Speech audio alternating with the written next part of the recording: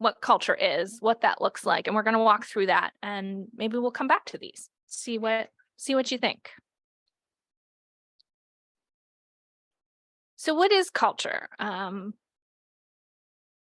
do you define it? And think about how it might really work in your organization. And you can think about this, I know some of you here are from SCORE, thinking about the SCORE culture. What's that like? You're a culture of volunteers. So you can put that lens on, or the lens of thinking about any of the businesses that you're helping. But it is one of those really nebulous concepts and very often is undefined. So it sort of was a trick quiz on my first slide. Most people don't have it defined, and yet it's critical for your workplace. So generally, no accepted definition, literally from all my research, generally no accepted definition. But I like this one of culture is the collection of words, actions, and behaviors that clarify and reinforce what's truly valued inside your organization. And I think because it's not clearly defined, that's why people have trouble saying what their culture's like. If you ask someone, what's that culture? What's it like to work where you are? Jerry asked me a question, when you're interviewing people, how do you share that?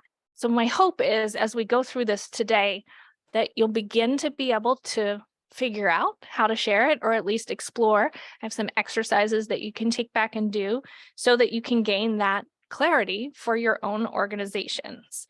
And there's been, let's take the last 3 years. COVID has probably shaped and reshaped and unshaped cultures for everyone. We've all been through this journey, whether that culture was shaped by remote work, hybrid work, safety concerns, how diversity, equity, and inclusion plays into your workplace, much more. So if you haven't defined it before, it's time to take the time and do it now. And if you did have it defined before, it probably has changed. So how can you look at it now, check in, see what's changed, and adjust accordingly with that? And if you're not sure whose responsibility it is for culture, then you have to determine that too. So the difference between the right culture and the wrong one is the intention, deliberation, and enthusiasm put into it. So all those things, intention, deliberation, and then enthusiasm behind your culture. And hopefully you can feel my enthusiasm about culture because it's one of my favorite topics. And it's not all those cliches, it's not all the catchy phrases that you see. It's really that deeper understanding of what matters for your organization. And these bullets here, making sure everyone's seeing what I'm saying. These are a great list to help. So it makes sense. It makes sense to the casual observer. When you come into a space, you get a sense for the culture. Look at the candy factory. When you come in, you get a sense for what the culture's like here. It's clear. You can see it. And sometimes you don't even have the words to describe it, but you can feel it. You can feel the culture of a place, and it evokes an emotion. Like, we know it when we see it. So back to the interview example, if you walked into a business and you have that see, feel emotion, you know it. You know you want to be a part of that place, or like, oh my gosh, I walked in there. What is going on? I remember in previous, when I was in a company, someone asked one of my colleagues, it's like a library in here. How do you work here? We had no idea. We were totally not thinking about that, but that was the impression of what was coming in. So what could we do about that? Because that's not how it was day to day. And that was the impression we were giving people when they were walking into our business. Consistency is another one. So everything in that workplace should reflect it. You don't want to end up having different vibes, different people directing that culture. You need it to be aligned. It should be about reliability. It should also drive your success. What do your customers like about you? What do your competitors envy? How you really work and how your employees experience it. And this is what creates growth and attracts people. Everybody always uses the Google example because we can all see it, feel it, touch it. because they share it everywhere. You know what, at least you think you know what it's like to work at Google. You know, I'm going to be hopping in one of those nap pods later, right? Or I'm going to be getting all the free snacks. Those are like the little pieces that surround it, but it's consistent in their culture, that freedom, that fun. Those are things that I would use to describe working at Google. I don't know how they would describe it, but that's what I would use. Yeah. Yeah. Right.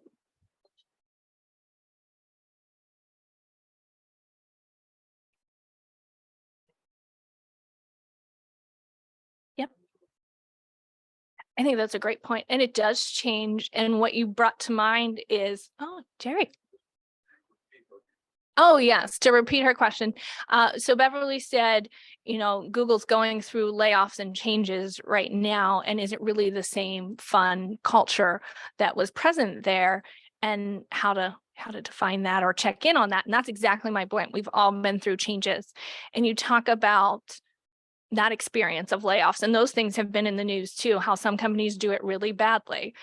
So I'm a product of a COVID layoff, a restructure. I was a chief human resources officer, and we needed to eliminate, I think, about 7 to 10 positions, and mine was one of them. So I had the beauty of knowing it was coming and being part of it. And when it came down to it, I specifically made the request that I tell each one of those individuals, you know, I will sit beside the CEO and I will tell each one of them as they come in, because it was in the height of COVID. I called them, brought them in, and we had that conversation, because it mattered how in those moments they were dealt with dignity and respect. And just a couple months ago, someone said, you know, that really helped that you were sitting there with me. It made me feel better. So that matters. And that was, and I'm passionate about that because I was part of building that culture and care. And yes, we were in hard times, but I still wanted to care about them till that day and respect them as they went through that really challenging time. So hopefully Google will, and all these other companies that are adjusting through that, will still show their care for their people and stick to their values and be able to overcome. But they do need to check in, readjust, and look at that differently, because I'm sure my previous employer, I'm sure they have. Someone else is leading HR. You know, they have new leadership there that should be doing that check-in. So that was a great point. So align your culture. Talked about what it looks like, but you really do need to have that laser focus on what drives your success and what I would call an unwavering commitment to it. And it's connected to how your business really is successful. And I have this on the bottom. In order for a culture to be unique, it can't be all things to all people. Some people aren't going to like your culture, and that's okay. They probably wouldn't stay that long, or they might not be successful in your team. You're not all things to all people, you know? So you want to connect it to how you drive business success. You want to make sure it's really focused. And yes, there's the risk in narrowing that focus. You might alienate some people that are already there. You know, maybe they've been with you, but you know that you need to narrow in on what your culture is like. But there's that bigger risk that if you're not, and you're trying to please everyone, you might attract the wrong people and they'll stay, and then you're stuck with them. And they're like dragging that dead weight around that's not what suits your culture. I say you need to have a clear leader. I'm obviously going to come at it from the passionate standpoint that I think it should be the HR person or the HR team that is leading it, because they're looking out for everyone. Some of you I know are smaller businesses. You probably don't have that person. So is it the leader? But someone needs to know they're in charge of the culture. They're the caretaker of the culture. And when things are happening, layoffs, expansions, acquisitions, all those good things too, someone needs to be the caretaker for the culture and have their ear to the ground and make sure that they're taking care of it and making adjustments, asking questions. Yes.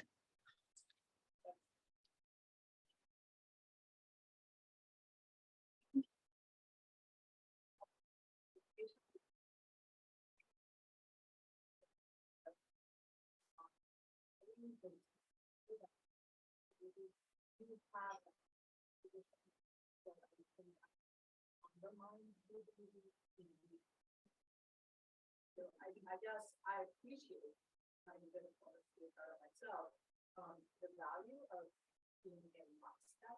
Yep. The leadership that I get, it kind of really. Yeah, and I'll repeat that. She was commenting on appreciating that it's HR, but you may have that situation where HR is sharing one message and your CEO or leaders are sharing another message. And then you really do have that challenge. And that's where you probably need to have some tough conversations about that, because employees are going to be receiving this mixed message and be like, who, what, which way am I going? Who do I trust? And it starts to undermine that. Exactly. So I hear you on that one. And it becomes a tough call, not only for the HR person, the leaders, everyone. And you have to make that decision of, are we going to hone in on the culture and have that laser focus, or are we still trying to please everybody and send mixed messages and cause confusion in our business? So yeah, great. I don't know, just show the little thing again. It happens. It's all right. Gotcha. So when you talk about aligning your culture, and I know when I asked my questions at the beginning, and some of you have joined since then, it was like, well, I don't know. So I'm going to help you with a model and a tool to talk about defining your culture. And there's many ways you can do this. I have one that I really like. So I'm going to share that. And this is the culture design canvas. And a healthy organizational culture is clear, dynamic. And this tool is a culture mapping tool to help you understand and grow your culture. So if you don't know what it is, you can use this tool to help define it. And you want to start at the core. You want to start at the center, in that heart, with your purpose and your values. You know, what are they? What's your top 3 priorities? What are the behaviors around those? How do you define those? And this, I have a source on here, and we can send that out and share too. fearlessculture.design. It's a PDF. You can print it out. Fun, great way to do it is Post-it notes. You know, if you're looking at your leadership team or the small group that's there working on this, putting what you think on there and then really honing it in. I think if you Google it and do culture design canvas and do Netflix, you see theirs.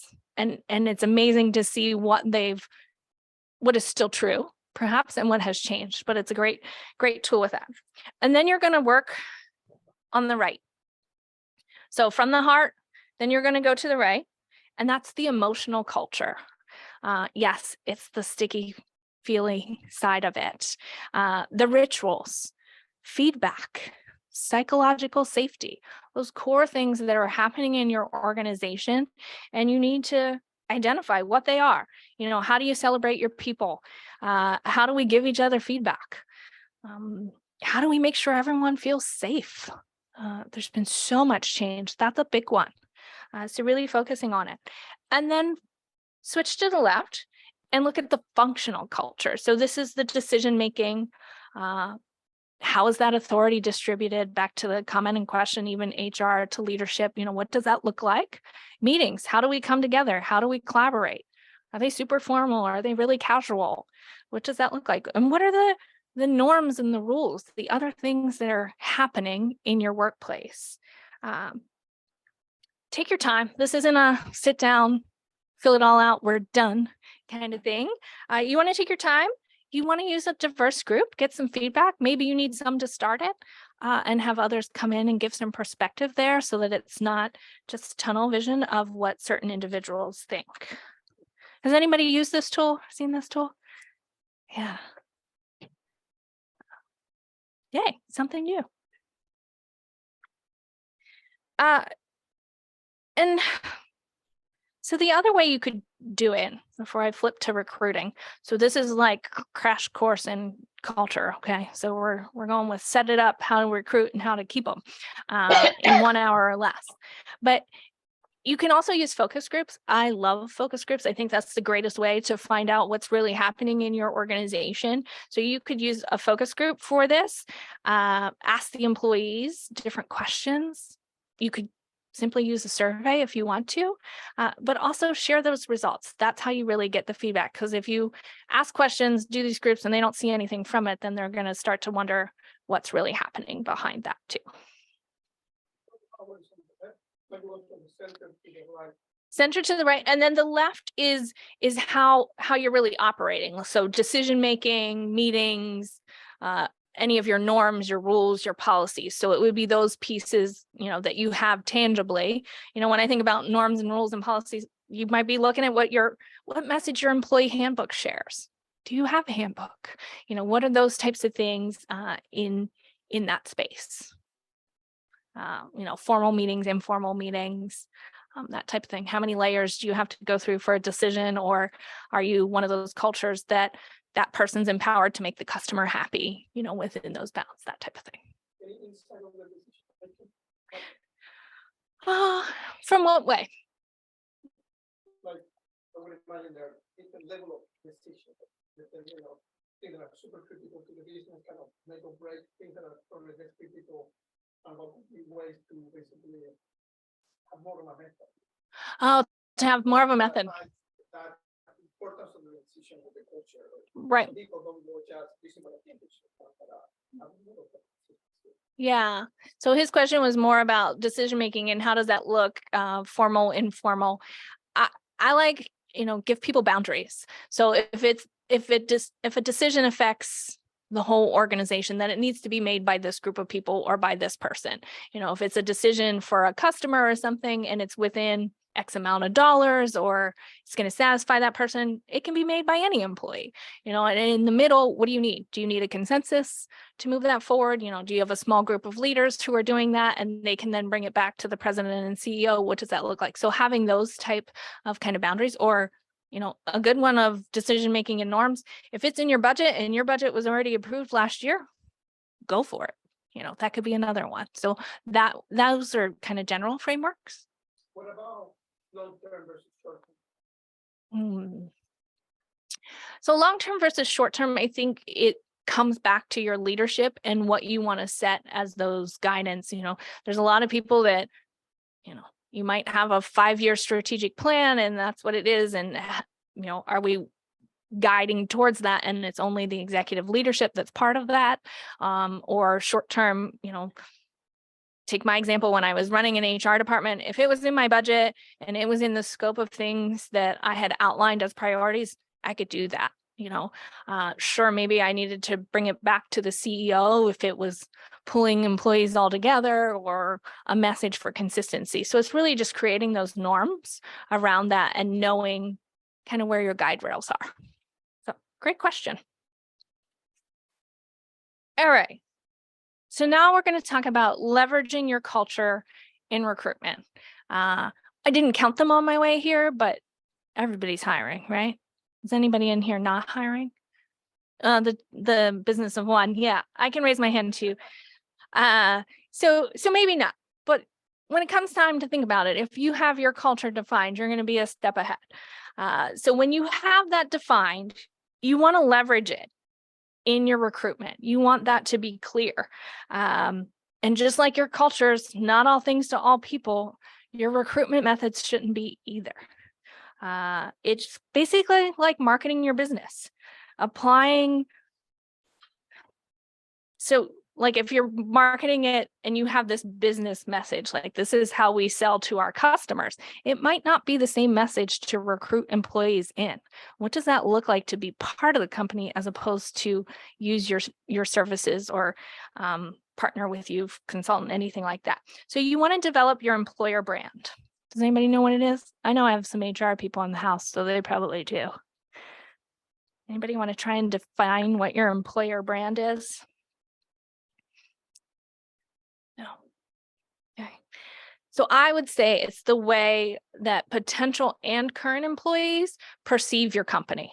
So it's their perception. How are they perceiving it? And it comes back to your culture, your mission, your vision, your values, but it also includes your leadership and your policies and your priorities. So some of the questions that you were asking about, sir, it's a combination of that internal and external communication with the public. Yeah. Whew, I got 2 of you, so. Yes. Yep. And I would lump the behaviors within the cultural piece based on those behaviors and norms, but yes.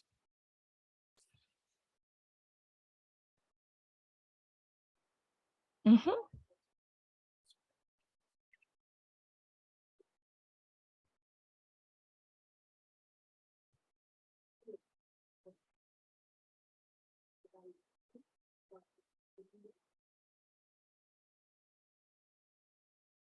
Mm-hmm. All of the things that we've been talking about, like this, but Yep. I was going to say how to sum that up. She was talking about the longevity of the brand, and I'm going to come back to the first. What was the first piece you said? Perception. Yep. The perception of the brand and how people see it. And I have a great example. I had a client yesterday and was talking to someone, and we were doing stay interviews, which is a whole other aspect of culture. And she said, you know, it was really hard to decide to come here because when I looked and researched this company, I didn't see anybody who looked like me. So my perception of this organization and the brand was that it's not very diverse. And that happened. So it's exactly like that. You know, was it that? Was it just the perception that the leadership simply wasn't diverse, or was the whole company that way? And she needed to dig a little deeper to find those answers and decide if it was the right fit for her. So that's a simplistic one of that, but definitely perception. And so this can be any of your visual branding, something like that, social media, and it can be the interaction of that, not simply the things that you put out there, but how you respond to any social media concerns, comments, what your community partnerships look like, events, awareness, and then procedures. So we're going to start with your employee value proposition. And I'm sharing this for the purpose of having a tool and framework, because I've talked about how culture and brand, some of it is that intangible. So I'm trying to take that intangible and make it tangible for you so that you have something to walk back with or go back to your workplace with. Maybe it's just stepping away from your desk for those of you that are online. So your employee value proposition is a key part of your employer brand. It usually defines the monetary and the non-monetary benefits that you're providing to the organization in return for what you're getting from an employee, their skills, their knowledge, their capabilities, and experience that they're giving. But that's a little outdated. Like, it feels like it's so much more to an organization now. So the modern definition, and I'm going to read this because it's a new modern one, an ecosystem of support, recognition, and values that an employer provides to the employees to achieve their highest potential at work. And that's what I'm all about. I want everybody to achieve their highest potential. So this is the ecosystem of support, recognition, and values that an employer provides. So that could be things like technology, remote work, flexible work, pizza. It can be any of those things. It's that whole ecosystem. So what's the difference between the employer brand and the employee value proposition? The EVP, employee value proposition, is why people want to work for you. This is why, and the values that you're providing to them. The brand is the what and the how behind your business, including that external reputation and image. So it's the way for employees to line up what they need with what you offer. Just like in my example of that one employee who was looking, how did she line up what she needed with what the company offers? And the way to do it is ask your people, ask your employees, assess what you offer versus what they need. Where are there opportunities to improve that, align it? And the data is necessary. So this is one I think sometimes in HR, everybody thinks it's the feel good stuff, but there's data behind it. How do you get that data to see what they want and need? You know, especially if you're small, it's easy. Talk to them, ask them questions. If you're larger, do a survey, hone in on what do they need. You know, they might, I don't know. I always hear about like pet insurance. They might not need or want pet insurance, but maybe they do. Maybe you have this group that totally aligns with your culture, that you have people and their pets are their babies like me, and that's what they want. How do you figure that out without asking? So you need to do it. And I say there's data to it. There's a little bit of science, but it's also a bit of an art. So you have to be able to navigate that. And talked about benefits, perks, compensation, environment. What qualities do your ideal employees have? Do you know that? So before you're recruiting, are you going out there and actually saying, these are the qualities that my ideal staff has? This is what I'm looking for. That helps center this EVP. What do they need? Are they motivated by career development opportunities? Can you provide that in your organization, depending on size, scope? And I mentioned stay interviews. That's a great one for asking people. It's really, stay interviews is just the trendy way of actually having a conversation and asking questions, really quick, 15 minutes maybe. Ask them 5 to 7, 8 questions about what do they like? What do they need? What would tempt them to leave? Every person that I've asked that question, as soon as I say, what would tempt you to leave? They go, ooh, okay. But they all have an answer. They say, I need to think about it, but they all have an answer. They know, and that's part of what's keeping them there. So I like questions, some other ones. What do you most enjoy about working here? What are some of your favorite benefits or perks? They're simple questions. What opportunities do you wish we provide? What support do you want? What makes this company unique? What makes you special? And so when you take all of that, what's the persona that represents your employees' needs? How do you take that? And this gets a little bit into the marketing of it. How do you take that and build it into a persona of what it is? So the art is what shapes your work environment, that human interaction, the purpose behind it. And then you want to revisit this, update it, refine it, just like we were talking in these, I don't know, people probably have had to do that every year from 2020, 2021, and to now, because things have changed every year. We have all changed as people. I have different needs and values now than I definitely had before 2020. So it should help your employees know and answer, why should I work for you instead of the guy down the street? What's in it for me? Because, we all go to work for a purpose, like we're looking to gain something, and what can make it a great place to work.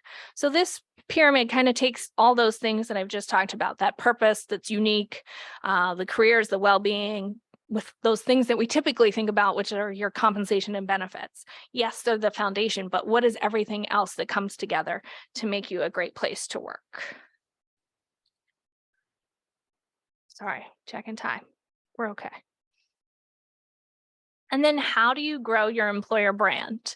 I'm a little obsessive with the creative art side of this, so I had to get creative with what image came to my mind with that. And all I thought of was these hens and chicks, because don't we want to be able to just pluck a piece of it off and put it over there and have it grow too and expand, and just keep having that grow and expand without us having to do as much work? So if you have a really well-defined employer brand, that happens. It becomes kind of viral in that growth way. And how can you do that? One way is brand ambassadors. So your employees are a great way to provide that true, authentic experience to highlight your culture. How can you have people that are willing to do that? I was talking to Jerry beforehand, and when I worked for a company, they were a waste hauler, and I said, those trash trucks drive up and down Route 30 all day long, and I want to see my people on those trucks, right? They were inherently the brand ambassador. That person driving that truck is the brand ambassador in the front, and I wanted to see it every other place as it rolled up and down that road. What does it really look like? Who are the people behind this business? What does that look like? And those people that are on the back of the truck or the side of the truck or in your social media, they're your ambassadors, and they're proud to do so. If you're highlighting your people, who's not going to share it, right? Why wouldn't you? You also want to encourage reviews. So in this day and age, the Glassdoor, I think you can leave them on a multitude of websites. You want to actually encourage that. You don't want to leave it to chance and have the person that can give that one negative review that's sitting right there and you can't do anything about it. Encourage everybody else to share what they like. You can also incentivize them to do that. Like, look, we just redid our Glassdoor page and we want to have people share, or we want reviews or comments on Facebook. Whatever your method is, get your people to share it. And also internal as well. Where else can you share that message? Onboarding. So I'm talking about using your brand to recruit people, but then you're going to bring them in. What does that look like from the time you say you're hired until they get started? Sometimes that's like no man's land, right? What happens? You got an offer and oh my gosh, they're quitting their job. They're doing this whole life transition in that time and space. And how about checking in with them? How about sending them some swag? Send them a note, whatever you want to do that helps highlight your brand and your experience, and making sure on day one, when they walk in that door, that other people know they're coming and who they are and what that experience is like. Yes, HR takes over and you have to do all your paperwork to get them paid, but I'm going to say you can make that day not suck. Like, you can make it have a better experience, and you want to make sure you do that. And that you're clear about, this is what our environment's like. This is what our expectations are. This is what our culture's like. Do you have lunch with them on the first day to welcome them and give them time to breathe and not hear paperwork and all those other things? You can also use storytelling. So just like marketing your business, what do people really remember? Or me standing up here, what are you going to remember if not some of my stories? If I could tell jokes, I would. But you want to share videos, share people doing the job, share blogs, have people write them, highlight your employees and growth, share inspiration.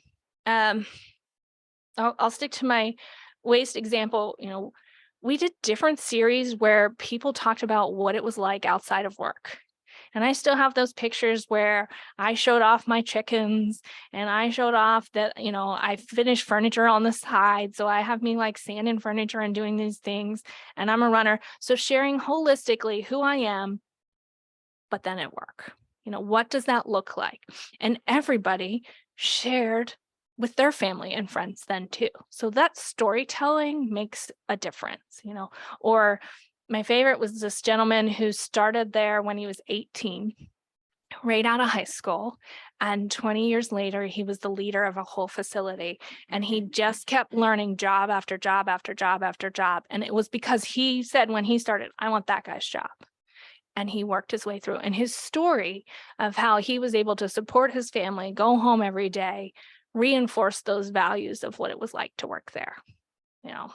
And he was true to the business, tats on both arms there, like fun guy who was supporting a family and who worked his tail off to learn all these jobs so that he could lead those people one day, and making it human. On your website, you want to make sure you have clear, consistent message. Someone should be able to look at your website and know what your values are. What does it mean to work there? You want to make sure they're interactive. If you're highlighting a job and it's like, click the link. I did this the other day. I went to some company site and it's like, we have these 2 jobs, and I clicked the link and it wanted me to download it and save it. And I bailed. I was just going out of curiosity. Do I know someone that I could refer to work there? And I bailed. So that you want to make sure it's optimized so that people really have a chance to engage with your company and want to work there, and make it easy to apply. How quick and easy can you make it for someone to apply at your company? That one should have taken me right to a link.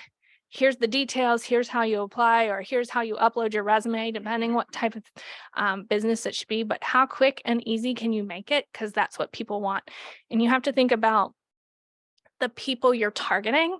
If they are someone who probably isn't using a computer for a day job, then your application should be something that should be able to be done on the phone.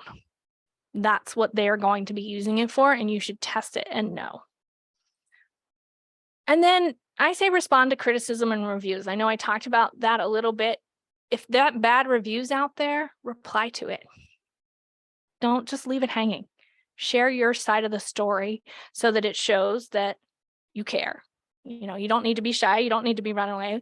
And it creates that trust and transparency that you're willing to respond to that message and hit it kind of head on. So then how do you put this into action? You know, I know we all want to get to this point, right? We want to hire the people, right? We want them there. But when you look at it, that's the last step. That's the bottom of the funnel. It takes all these other steps to get there. And you really want to broaden that funnel. You want more applicants. You want more people that want to work for you so that you can get down to that right applicant. And that starts with that awareness. So use your employer brand to create that awareness. My example of the trucks, they're rolling up and down Route 30 every day. And I realize things cost money. In my example of that, we already had a picture. So one thing on the back of the truck cost the same price as one Sunday newspaper ad. And it's still there, 10 years later on that. So thinking about this in broadening your awareness, like most people, I have a job, I'm going to run an ad, going to pay Indeed or whatever, and it's click, click, click, and I'm going to get it. But how do you make that broader? And also define your target. Who are those personas that you're looking for? I've actually gone through the exercise of, I was pretty passionate about it. I wanted female truck drivers.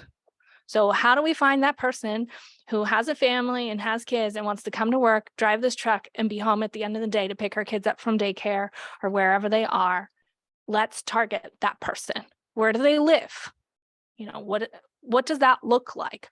What education? So defining that so that you can share, so that you can create ads. If you're really tech savvy, then you can it's like the shoes that follow you on Facebook. Guys, that probably doesn't happen to you. I don't know. But when I see a pair of shoes, they follow me. And all of a sudden they become there. And then, I don't know, you might be on break at a conference and that pair of shoes is suddenly 50% off and you just click buy, right? I did that. You want it to be that way. You want it to find the people that you want to work with you. So create that awareness, highlighting your company, sharing your stories, share your new hires, put their face on your social media, share when you promote someone, share when so-and-so has a baby. Whatever exciting thing is happening in their life that matches your culture and your brand, share it. What does that look like? It helps to create that engagement. And on that careers page, you want to bring it to life. You want real pictures of the people that work at your company so that when others are looking to see if they want to work there, that they can picture themselves being in those pictures, that they are part of that organization. And then what does community engagement look like? All of you are here because of some connection to SCORE and the community and the candy factory. Look at how this community engagement all plays together. How can you utilize that with your company? And you want to cultivate the relationship. So from that candidate journey of how easy is it to apply? What are your messages? What's your job description look like? Like, did you literally just copy and paste the job description? Does it have requirements that are outdated? How do you personalize your messages? Or did you send like the canned email, thank you, no thank you, response? When you're bringing someone in for an interview, have you customized that message? You want to connect it back to who you are, to that employer value proposition and your brand. So if you're friendly, your email should read friendly and not formal. You should have it match that tone. If you say you're transparent and you don't choose someone, you should tell them why you haven't chose them. So match your values, match what you're doing. You need to think about that, the in and out of all of those. I hear it so often from employees, like they say that they do this, but they've done that. Or they say they do this, and each day I'm experiencing something different. So how do you match those values? And then I'm going to go back to the offer experience. What does that look like from the time you make the offer until they get there on day one. You know, is it like, yes, go get your drug test, go do this, that, well, you know, show up in boots and this, or is it a cultivated experience that you know they're ready? Okay. All right. Any questions? I feel like I talked a lot there for a while. What is the overlap between define your target and the company's core values? That's a good example. So the overlap between define your target and core values, your core values would be a piece of that. Defining your target is really looking at who are those personas, who are the people that you want to reach that align with your values, with your brand. So kind of pulling those two together. Does that help make sense? Yes. Oh, yeah. So Glassdoor is a website where you can have a company profile, but is also a place for employees to apply. So if you haven't taken kind of control and claimed your profile, you want to do that. And you can put pictures on there, you can put about information, you want to do that. It's like another social platform that's going to exist whether you touch it or not. So you want to touch it. Sorry, I skimmed over that. Great question. And you want to be in the places that match for you. You know, if you're not an Instagram type business, don't waste your time, you know, so spend your time where it makes sense. Okay, so now that we've got people, we've got the awareness, we have them, and I'm going to go back to a Julio quote. Any problem in an organization or relationship is directly related to a conversation not being held or one being held poorly. It all comes back to communication. And I challenge you to find an example that doesn't come back to conversation not being held or one being held poorly. Because I've worked in HR a long time, and most often it comes back to those two things. So, you know, we've gone through great resignation, great reshuffling, quiet quitting, whatever buzzword they want to put on it. There's still common themes. And the theme is that employees think their manager doesn't have the skills.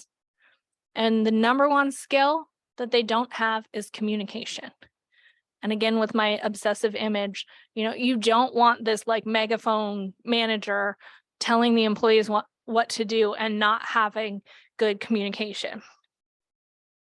So if they're doing that, we need to shift it. We need to flip that. And so communication is number one skill that's lacked. The other ones are driving team morale and asking for feedback. So we need to improve on communication, psychological safety. I mentioned that earlier, you know, how to make sure people are trusting each other and the leadership, and providing growth opportunities is the third thing, which starts with feedback, which is communication. So it all comes back to communication. So what are your keys to retention? First one is safe space. That's trust, psychological safety, but that's also making sure that your handbook, your policies, your procedures all are in alignment, that they know what the rules are. They know what that playbook is. You want to be able to highlight any openness, and you also want to share success. So being able to create that safe space where they know it's okay if I want to come in with a challenge, but it's also great to celebrate our successes too. You want to care about your people, create space and opportunities for them to be together. You know, this is a great example. Learning something, having some pizza, meeting people, create that space. It doesn't take that much time or money. Simply ask them how they're doing.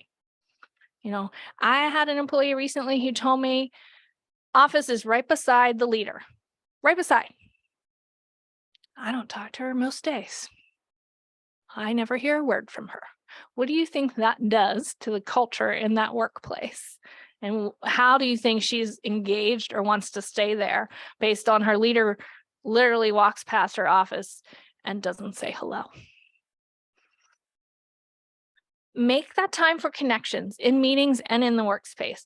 I think this one in the hybrid virtual world is a challenge. You know, when we have a Zoom meeting, I'm as guilty of it as anyone else. We hop in that meeting and we go, right? But if you were meeting in person, you wouldn't walk in and say, let's go. You would be like, hey, how are you doing? On Monday morning after the Super Bowl, everybody would have been either cheering or lamenting or, having some form of banter there. You want to make the time and space for that. And I'm going to go back to being human. We are all people. You don't have to have this facade. Just be human. Care about the people. Communicate with purpose and transparency. So the key to this is timely messages. Timely key messages. Don't start doing something without telling people what it's about. Ensure that it gets to everyone. That could be back to asking questions. What method works for everyone? I think now we've got 5 generations in the workplace. They all like to hear their message a different way. The old standard of you need to say it at least 7 times before someone hears it. So use all the channels, reach them. But when you have really critical messages, pull them all together and tell them all at the same time. If you can, figure out how to get your message across. When I've flipped to the business side of things, they told me that when you're finally sick of sharing your message, it may have actually reached everybody. So you have to say it so much that you're sick of it, and you might have actually succeeded in getting your message across. Always share the why. I think that's often forgotten. We do what, how, when. Tell them why. People want to understand why so that then they can really get it. And again, use all the channels. Create and cultivate a healthy culture. I think I've probably talked about that one quite a bit. So establish and communicate your values, lead by your values, and work in support of those values and your people. And invest in your people. Ask what they want to do. What do they want to achieve? Create plans for growth or development. And that doesn't have to be climbing the proverbial ladder. It might simply be different experiences. I'll stay with my trash example. I went and worked with the people because I wanted to experience what it was like to work there. I wanted to know what they went through day in and day out so that I could better understand who was really good, who liked this work, and also appreciate them in what they do. Trash is not sexy. It's dirty. It can be smelly. And I think they got a real kick out of me and my pink hard hat coming out there to do work with them. But I learned so much in those moments working side by side. I caught safety things. I caught tools that they didn't have or needed. I learned about them as human beings. This is the way to invest in your people and really create a culture that means something. And then coach, mentor, train. There's spaces for all of them. You don't have to do it all as the leader. Find someone else who can coach them. Reverse mentoring is a great thing. I learn a heck of a lot from people that are younger than me now that can show me how to do stuff and really ensure that they have the training, because if you're training them, they're going to want to stay there with you. They're going to want to give that back because you've invested in them as a person. And then maintaining engagement. So you'll probably notice a theme. These are all ways to communicate, right? So everything is coming back to that communication. Listen to your employees, create that space for engagement. You want to know what they're saying. How are they thinking? What do they feel? And do it, whether it's pulse surveys, which are just real quick, simple surveys, should be less than a minute to do. Culture surveys about maybe a little broader, the full experience. I mentioned stay interviews, which can be conversations with the manager or human resources. You also want to do exit interviews. I know when I mentioned that word to my husband, he's like, I hate those things. I think that's so wrong. He was a manager. He hated when people came back and told him. But if someone has left, there's a reason. What can you learn from that? Create focus groups, and you can use those for many diverse purposes, but you want to pull together really a diverse group. I always say 5 to 7 people if you have them. You want to get the really quiet one, the really loud one, the one that's been there a long time, the one that's not. You want that person that bashes everything you do, because that's who you need to overcome. You also want the cheerleader. So diversity in that way, as well as experience. And then one-on-ones, have those conversations with your people one-on-one. And when you're having them, have the conversation. No computer, no phone. Sit there and have the conversation. And if you're going to have it, make sure you do. Don't brush it off. Don't say I got pulled into something else. Make sure you make that time and have the conversation, because you can learn so much then.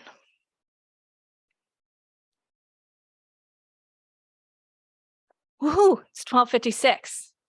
All right. So with everything we've talked about, what new awareness have you gained? What step do you want to take? What questions do you have? Got a couple minutes. Yeah, I'll go with.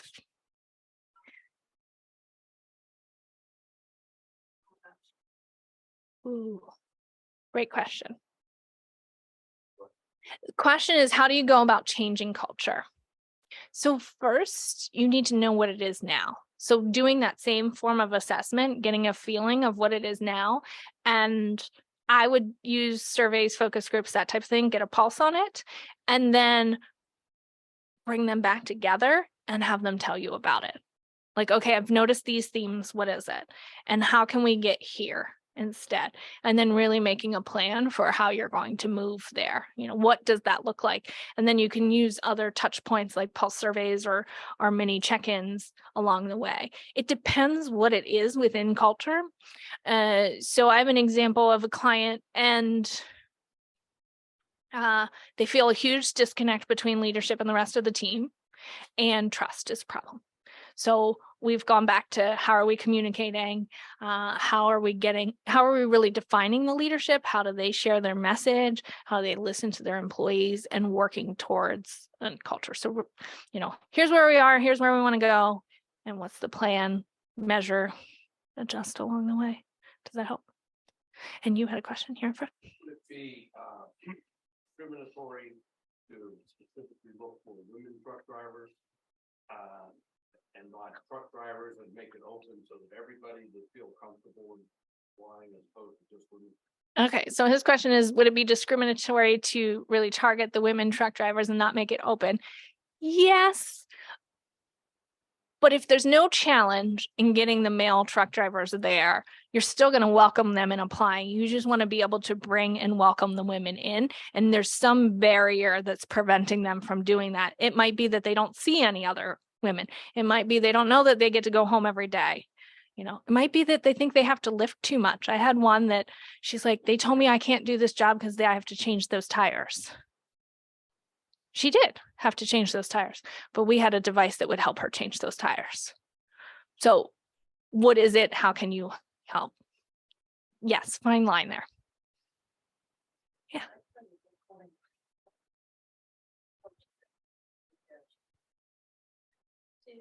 People talking about it.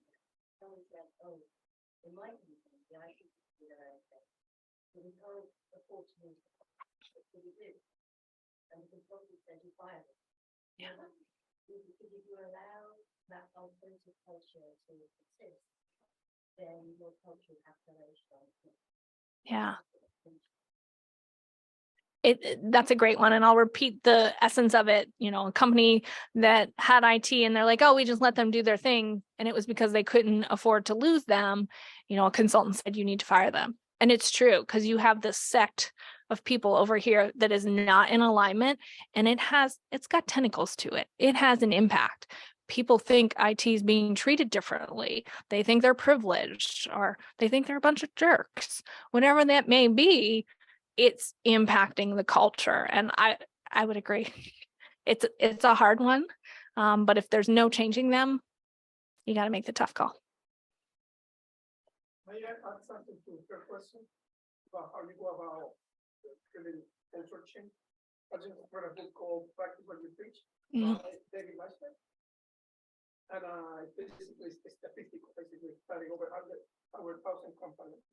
And every single down to having your managers line up in the culture. I mean, our companies like this, well, they don't have like a manager, but whoever the people representing the leadership have to be very intentional, and they have to very much represent what you believe in. And Yeah. people have to see it in the behavior they're doing and everything. So it goes down to the manager. Yeah. It was a great book recommendation. Practice what you preach is what he said. And you really do have to see it and believe it and put it into action. Yeah. I know we're at 1 o'clock. I know Ariana has taken photos, but I always like to do a good selfie if you're okay with that. Does that work? All right. Great job, by the way. Thank you. All right. Oh, wait, we're going to do it this way because nope. Say cheers. Thank you. And yeah, that's all I have. Thank you all so much. And I'll stay around if you have questions. I put my information. I think my cards are there if you didn't get one already when you came in earlier. So thank you all so much for your engagement.